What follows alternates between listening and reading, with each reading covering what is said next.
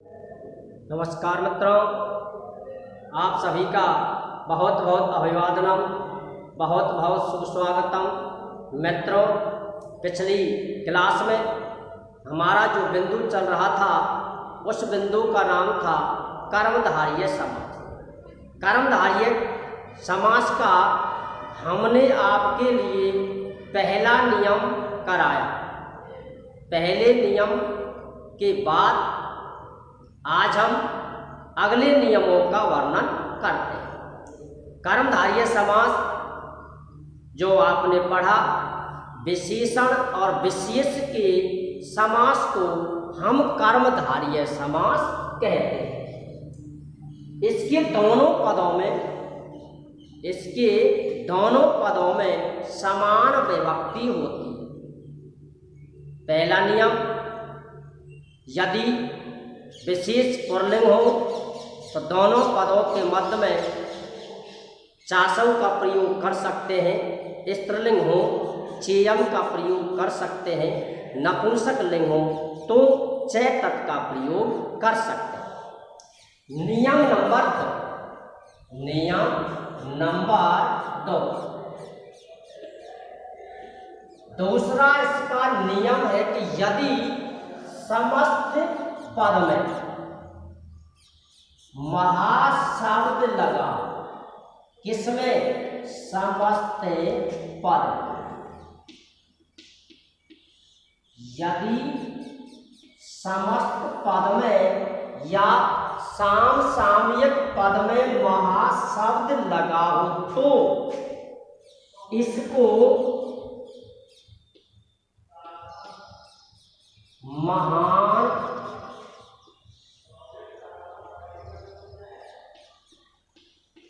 महती, महान पुल्लिंग, महती स्त्रीलिंग और महत नपुंसक लिंग, इसमें बदलते। यदि समस्त पद में महाशब्द लगा हो तो यदि विशेष पुल्लिंग है तो महान में बदल देंगे। यदि विशेष स्त्रीलिंग है तो महती में बदल देंगे और यदि विशेष नपुंसक लिंग है तो महत में बदल देंगे। परंतु ये इसी प्रकार से अगले भी 3 नियम है। इस नियम को जोड़कर यदि समास विग्रह में ये दिया हो, समास विग्रह में ये दिया हो तो इसको इस प्रकार से इसमें बदल देंगे। लेकिन यदि समस्त पद में ये दिया हो महान महती महत, समस्त पद में महान महती महत दिया हो तो इसमें किसी भी प्रकार का कोई परिवर्तन नहीं करते।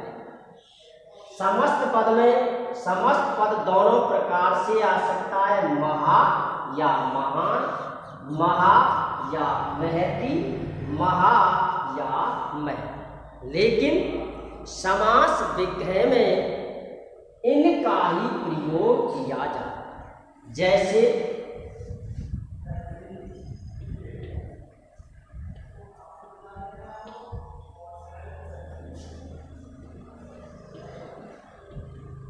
ये है महात्मा,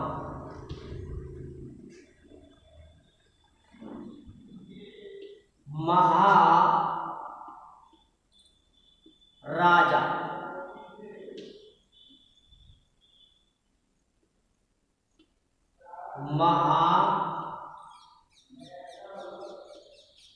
राज्ञी और ये है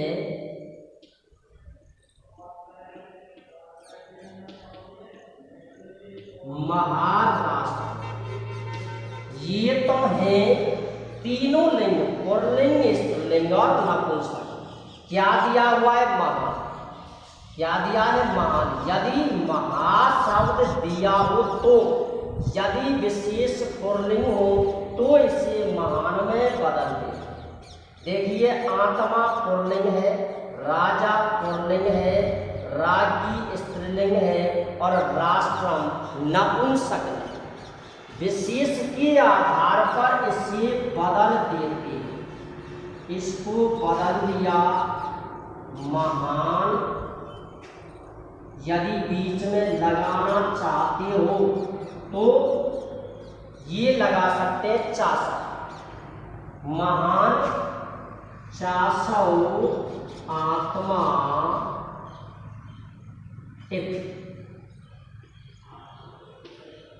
इस प्रकार से इसका हम समास विग्रह करते हैं।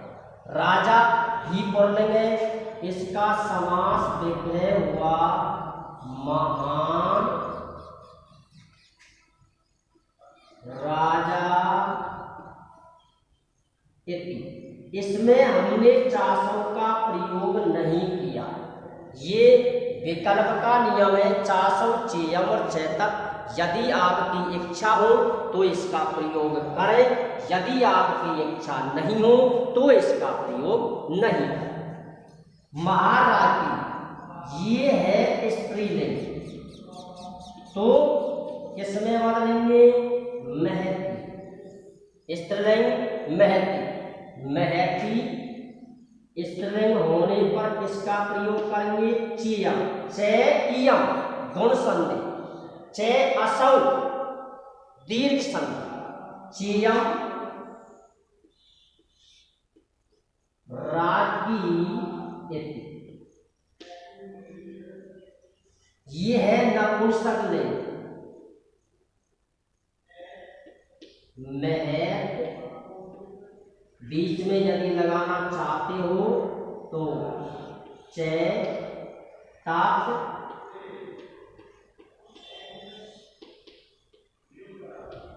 राष्ट्रम। इस प्रकार से हम इसका समास विग्रह कर सकते हैं इस नियम के अनुसार। अब मैं उस नियम के अनुसार उदाहरण देता हूं। महान नर, समस्त पद में महान नहीं दिया है, क्या दिया है? महान। तो हम कोई भी परिवर्तन नहीं करेंगे, ज्यों का त्यों उसे लिख देते हैं। और भी जैसे महत कंपना, समस्त पद किसी भी प्रकार से आ सकता है, लेकिन समास विग्रह में महान महती महत का ही प्रयोग करते हैं। इसमें महान दिया है तो महान क्यों है? क्योंकि पुल्लिंग है। महान नर है, इसमें होगा महत कंपनम इति। इस प्रकार से हम इसका समास विग्रह कर। नियम नंबर, यदि समस्त पद में महाशब्द लगा हो तो महान महती महत पुल्लिंग स्त्रीलिंग नपुंसक, पुल्लिंग स्त्रीलिंग और नपुंसक लिंग, इस प्रकार से इसको हम बदल देते हैं। यदि समस्त पद में महान महती महत दिया हो तो उसमें कोई भी परिवर्तन नहीं करते। आप इसे नोट कर लें। नियम नंबर अगला है तीसरा नियम। तीसरा नियम है, यदि समस्त पद में सु दिया हो, क्या दिया हो? सु। यदि समस्त पद में सु दिया हो तो उसे सुंदर में बदल दे। यदि समस्त पद में कु दिया हो तो उसे कुत्सित में बदल दे। इस प्रकार से हम इसका समास विग्रह कर सकते हैं। जैसे नियम नंबर 3, सो या को। यदि सो दिया हो तो उसे सुंदर में बदल दे। यदि को दिया हो तो उसे कुत्सित में बदल दे।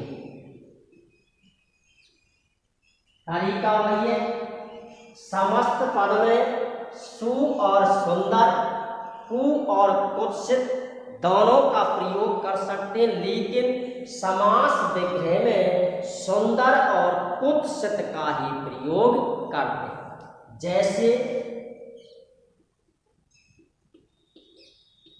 सुराजा। दूसरा उदाहरण सुंदर पुरुष है।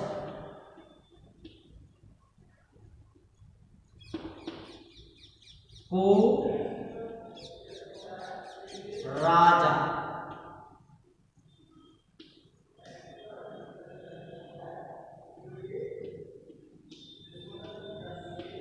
कुत्सित वाल्य। दोनों उदाहरण है। सु को बदलेंगे सुंदर में, सु को बदलेंगे सुंदर में, सुंदर को बदलेंगे सुंदर में, कु को बदलेंगे कुत्सित में, लेकिन कुत्सित में कोई भी परिवर्तन नहीं करते। राजा पुल्लिंग है, राजा कौन से लिंग है? पुल्लिंग। इसलिए सुंदर जो विशेषण है इसके रूप अकारांत की तरह चलते हैं। जो जिसको लगाने का मैंने आपके लिए तरीका बताया था कि यदि विशेष पुल्लिंग हो तो विसर्ग का प्रयोग करते हैं, यदि विशेष स्त्रीलिंग हो तो आ का प्रयोग करते हैं, और यदि विशेष नपुंसक लिंग हो तो अम का प्रयोग करते हैं। यहाँ राजा जो है वो पुल्लिंग है, इसलिए यहाँ विसर्ग का प्रयोग किया है। सुंदर है, राजा इत्यादि। इसमें कोई परिवर्तन नहीं, केवल आपको विभक्ति लगानी है प्रथमा। पुरुष पुल्लिंग है, इसलिए इस पे विसर्ग का प्रयोग करना है। सुंदर है पुरुष है, सुंदर है पुरुष है, सुंदर पुरुष है। ये इसका समास विग्रह, ये ही समास विग्रह इसी प्रकार से होगा। कुत्सित है,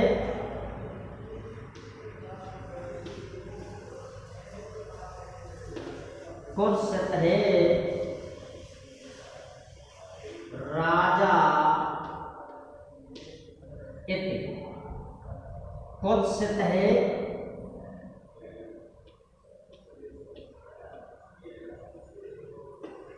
कुत्सित है, वाल्य है। इस प्रकार से हम इसका समास विग्रह करते हैं। कु के 3 रूप, कु, कु, किंग और का। ये किसी भी रूप में आ सकता है। कु ये उदाहरण मैंने दिए, किम, किम सखा,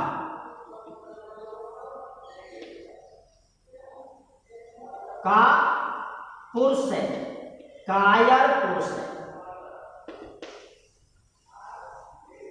का पुरुष है, किम सखा का, कु और किम ये किसी भी प्रकार से आ सकता है। आप समास विग्रह इसके इसी प्रकार से करें। कुत्सित, कुत्सित है शाखा, इति कुत्सित है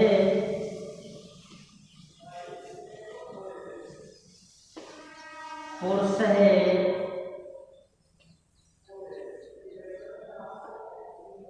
इति।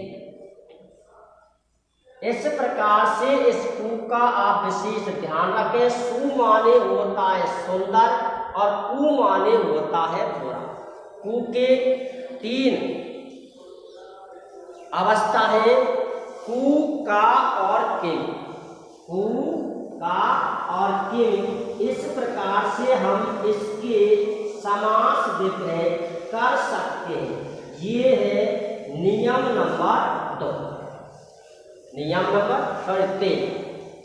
इसी प्रकार से हम किसी भी पद का समास विग्रह कर सकते हैं। कुनारी, बुरी नारी,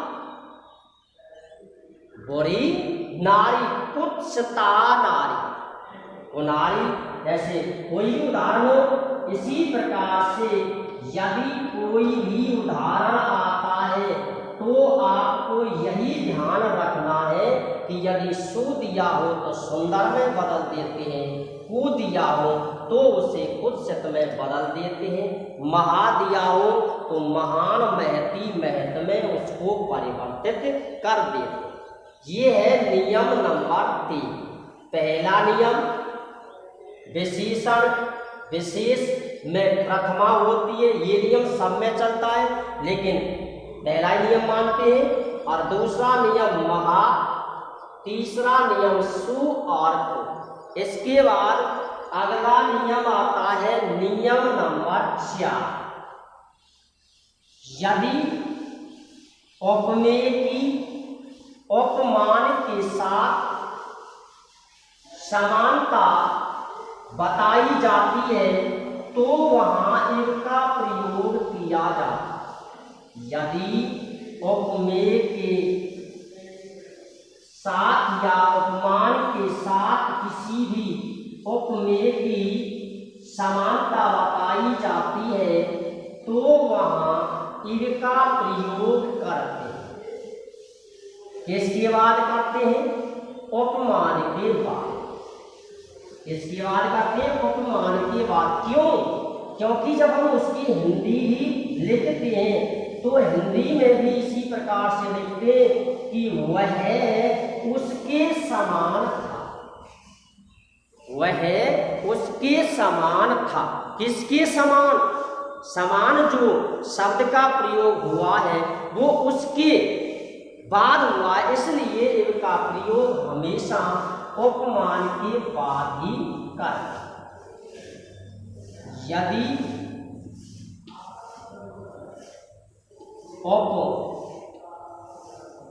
उपमेय की उपमान के साथ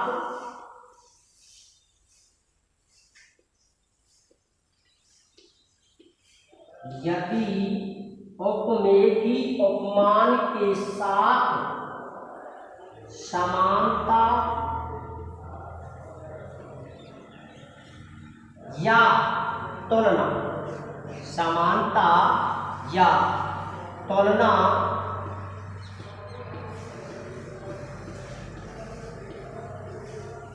की जाती है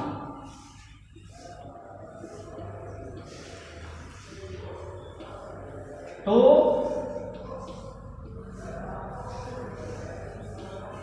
उपमान के बाद, उपमान के बाद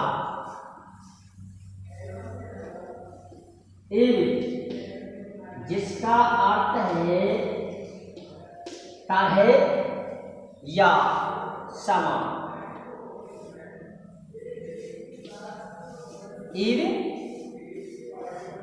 लगाते हैं जैसे ये उपमान चाहे पहले दिया हो और चाहे बाद में दिया हो, यदि पहले दिया है तो इनका प्रयोग दोनों पदों के मध्य में करेंगे, और यदि बाद में दिया है तो उत्तर पद के बाद इनका प्रयोग करेंगे। जैसे नरसिंह,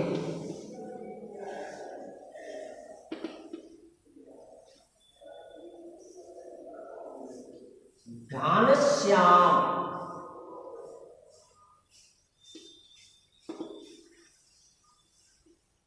कर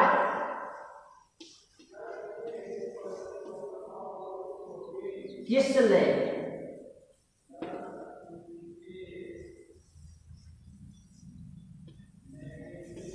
चंद्र मुखम। नर, नर माने होता है मनुष्य और सिंह माने होता है शेर। मनुष्य सिंह एवं शेर के समान है। उपमान वो होता है जिसमें गुण ज्यादा होते हैं। घनश्याम, घन माने बादल और श्याम माने काला। कर माने हाथ और किसले माने होता है फूल। कर किसले, हाथ कमल के समान है। चंद्र मुखम, चंद्र माने चंद्रमा और मुखम माने होता है मुंह। चंद्रमा की तरह मुख। चंद्रमुखम कर्मधारय समास, चंद्रमुखी बहुव्रीहि समास। पीतांबरम, ये दोनों ही इस प्रकार के उदाहरण है। एक तो है पीतांबरम और दूसरा है पीतांबर। ये कर्मधारय समास और ये है बहुव्रीहि समास। इसी प्रकार से चंद्रमुखम कर्मधारय समास और चंद्रमुखी जो है वो है बहुव्रीहि समास। समास विग्रह जब हम करते हैं तो बहुव्रीहि समास में जब हम विग्रह करते हैं तो उसमें दोनों पदों के बाद यत शब्द के रूप लगा देते हैं और सर्वनाम तत् का प्रयोग करते हैं। स या सा, पुल्लिंग हो तो सह और स्त्रीलिंग हो तो सा। देखिए नर, नर है, इनका प्रयोग किसके बाद करेंगे? सिंह के बाद। क्यों? नर विशेष है और सिंह विशेषण है अर्थात उपमान। नर है, सिंह है,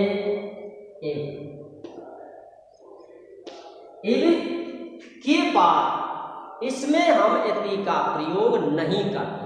यह आपको ध्यान रखना है। जब हम किसी भी दो पदार्थों को लिख देते हैं और उनके बाद एक पद या किसी के बाद यदि हम किसी शब्द का प्रयोग कर देते हैं या जोड़ देते हैं, नियम लग जाता है, तो उसके बाद किसी अन्य नियम का प्रयोग नहीं करते। एक बार जोड़ने के बाद उसमें दूसरी अवस्था प्राप्त नहीं होती है। एवं हमने लगा दिया इसलिए इसके बाद हम इति का प्रयोग नहीं करते। घनश्याम,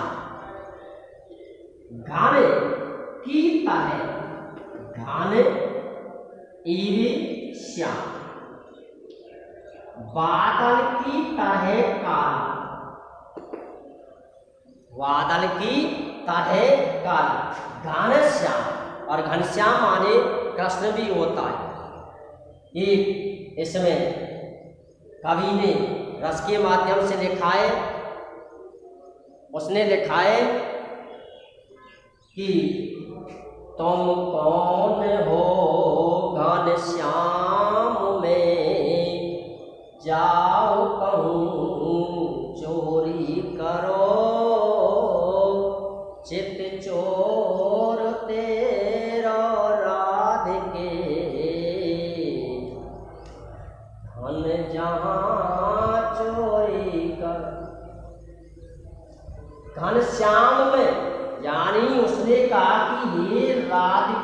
हैं घनश्याम कृष्ण हूँ।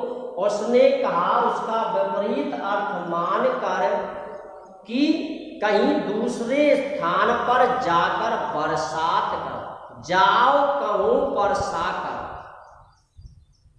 कहीं जाकर वर्षा करें। उसने फिर कहा कि चित चोर तेरो राध के ही राधिका, मैं आपके चित्त को चुराने वाला हूं। तो उसने चोर समझ लिया और कहा कि कहीं अन्य स्थान पर जाकर किसी घर से चोरी कर।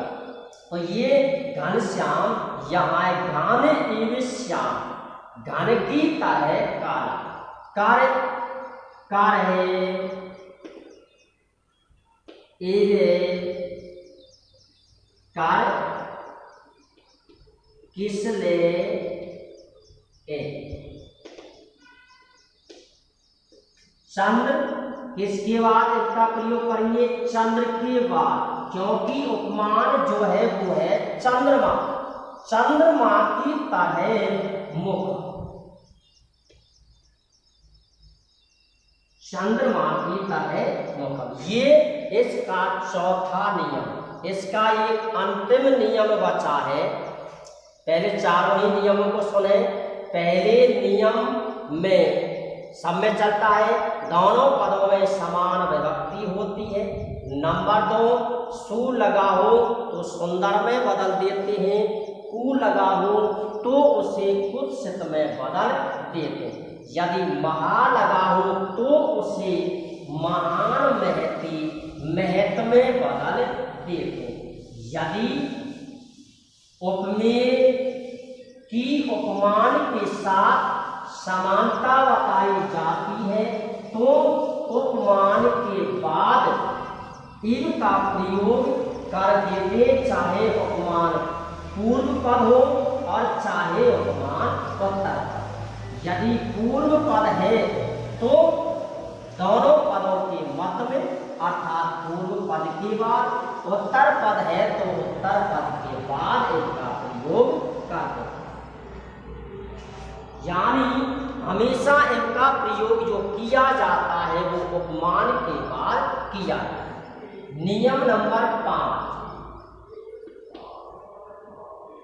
यदि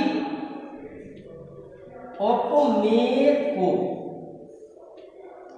यदि उपमेय को उपमान मान ले, यदि उपमेय को उपमान मान लिया जाता है, उपमेय को यदि उपमान मान लेते हैं तो दोनों पदों के मध्य में एव का प्रयोग कर। यदि उपमेय को उपमान मान ले, दोनों को मैंने जोड़ दिया है, तीर का निशान लगा दिया है, मान ले तो दोनों पदों के मध्य में एव का प्रयोग कर दे। जैसे ये है तपोधन, विद्या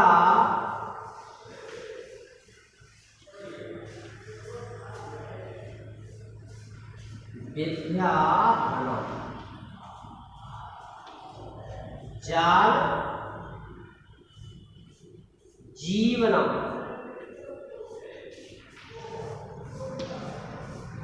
गुरु देव।